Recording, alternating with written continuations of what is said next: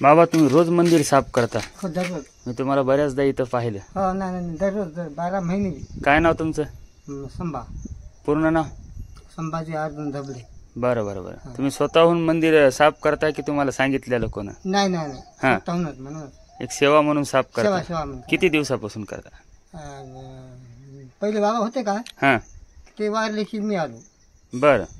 तेव्हापासून तुमचं कामच आहे हेच काम आहे. दररोज 12 महिने. एक पाऊस जर असला तर पोतं पाहून का होईना हां. झाडायचं. वा वा. हो. म्हणजे याची तुम्हाला कोण सांगत नाही काय नाही, मनानच करता? तुम्ही काम काय करता मग? काम बागेच काय ते साहेब अण्णा गावामध्ये हां. त्याचा वाडा मोठा आहे त्या झाडायचा हां. आणि त्या झाडून ही मोठा झाडायचा. बरं बरं. आणि एक गाय आहे बाबा दिलेली. हां. गाय चारायची. याचा मोबदला तुम्ही बाबापासून काहीच घेत नाहीत?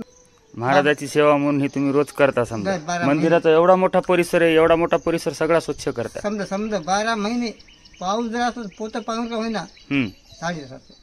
ऊन पावसाळा हिवाळा काही असो काय असेल हरकत नाही. नोकरी दोघं बी. बरं बरं.